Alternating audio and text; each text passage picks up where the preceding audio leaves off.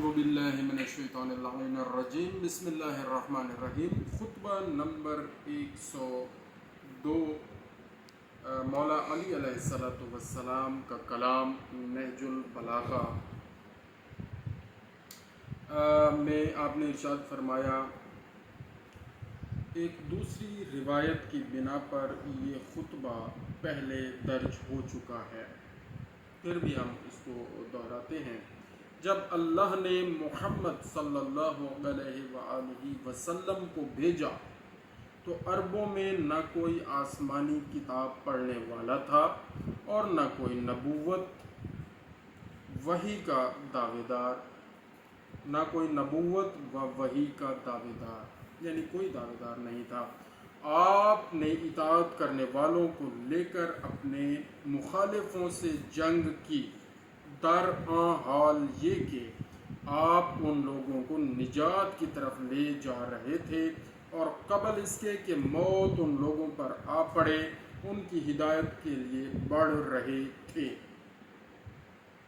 جب کوئی تھکا ماندہ رک جاتا تھا اور خستہ و درماندہ ٹھہر جاتا تھا تو آپ اس کے سر پر کھڑے ہو جاتے تھے اور اسے اس کی منزل مقصود تک پہنچا دیتے تھے۔ کون؟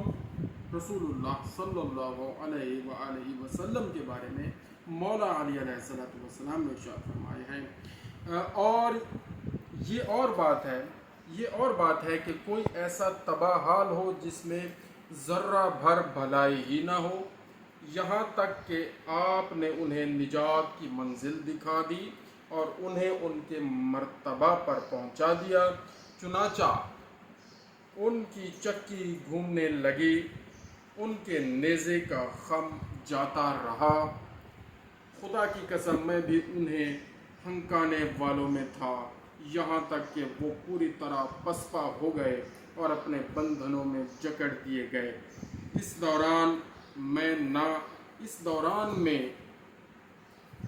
نہ میں عاجز ہوا، نہ بزدلی دکھائی، نہ کسی قسم کی خیانت کی، اور نہ مجھ میں کمزوری آئی۔ خدا کی قسم میں اب بھی باطل کو چیر کر حق کو اس کے پہلو سے نکال لوں گا۔ جزاک اللہ خیرہ۔ اللہ تعالی ہمیں کلام مولا علی علیہ السلام سمجھنے کی اور اس پر عمل کرنے کی ہمت، قوت، ہدایت اور توفیق عطا فرمائے۔ آمین بجاہ النبی الکریم مجاہد معصومین۔ اللہم صلی علی محمد و آل محمد وعجل فرجہم۔